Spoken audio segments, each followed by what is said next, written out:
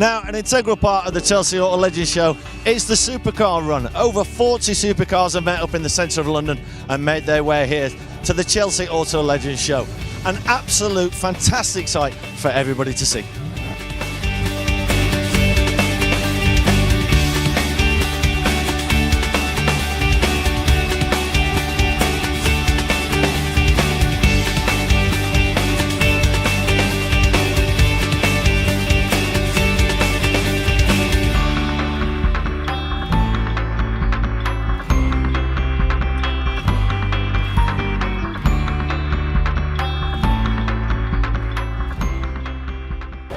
Well, Opal, the supercars have arrived here in the paddock. Looking amazing. Should we go and find some drivers and find out a bit more about the cars? I think we need to do that. Elo, I'm in love with your car. It seems silly to ask, but why did you choose it? Well, I have a family now. I'm a 2.4 family man with 2 kids and a wife. So I decided why bring down the Apollo or the SSC, the Shelby, which is greedy. My kids are coming, so I thought I'll drive them all back in the big chariot. So I brought the big chariot. Obviously, then, it's not your first supercar. No, we have 3 supercars at the museum. This is just our big cruise around mobile. But I figured out there'll be a lot of supercars here too, and I thought, because my kids are going to come, I need to all put them in the car. And if you think of a supercar only having 2 seats, you can only take wifey or 1 kid. So you have to choose. And I didn't want to be in that choice situation. So I decided to bring the chariot. The kids are coming in a minute. We're going to all leave together, and that's how it's going to be. Right, we've just seen the supercar run coming to Chelsea AutoLegends, and I am stood with Chris, who is the owner of this absolutely amazing Ferrari Enzo, everybody's dream car. Now, Chris, you remember how excited you were when you first got this car? Yes, right. I do. Do you still get that every day owning this vehicle? Yeah, I do actually. Yeah. I suppose because I don't drive it that much per se. You know, it's several times a year. Yeah, you do get a buzz, and now it's got that stupidly loud exhaust on. It's scaring little children. It's good fun. Do you still go down to your garage and have a look at it every now and again?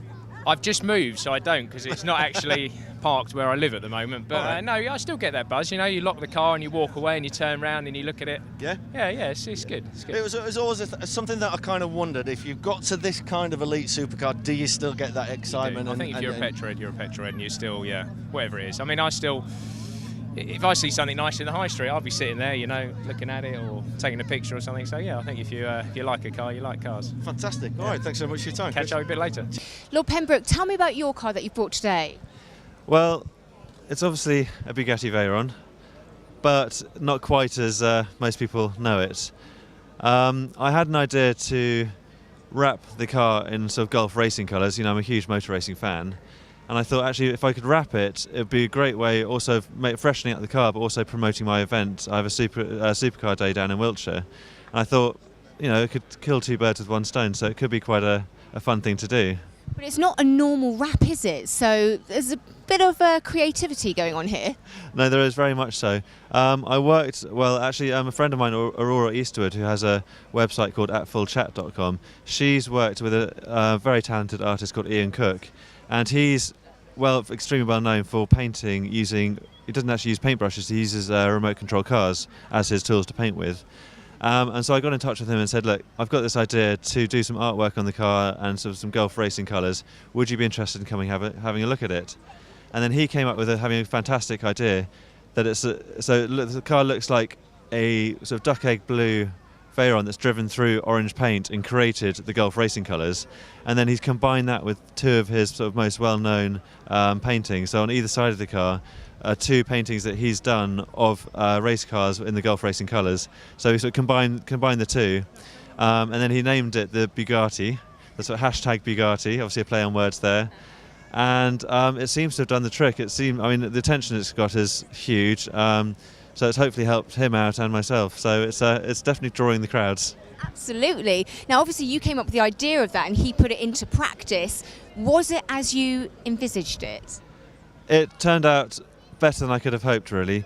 He worked closely with a car wrapping company called Raccoon, and so he did the artwork, and then the graphic designers at Raccoon helped bring it together and helped do these sort of orange splashes on the car. And then in the end, it only took them, I think, a day and a half to wrap it, which is astonishing. But they did a wonderful job and him together, and it's worked out very well. Now, Bugatti, known for their speed, what other supercars do you have, and why did you go for them? This is very much the only supercar I have, and will probably only have. It's really just the Concorde of cars. I mean, the technology, the money that was invested, the car company that sort of developed it, Volkswagen. I think the chances of anyone taking on this sort of level of project again is so tiny. I thought I'd try and grab a piece of history, but no. I mean, apart from this, most of my other cars are classics, which is where my other sort of passion lies. And obviously, with that speed that they can give you, where do you go and enjoy it? Not in this country. In this country, it's unbelievably frustrating. Driving up from home the other day, there's a little sort of almost like a rev counter in the car which tells you how much power. And I was doing 70 on the motorway, and it said I was using 40 horsepower. So I had 960 horsepower to spare, which is very frustrating. So the only place you can really do it is either on the racetrack or on the Autobahn, very early, sort of on a Sunday morning, which is a lot of fun. I bet. It's almost an insult not to use it. Well, Lord Pembroke, thank you so much for talking to us. Absolute pleasure.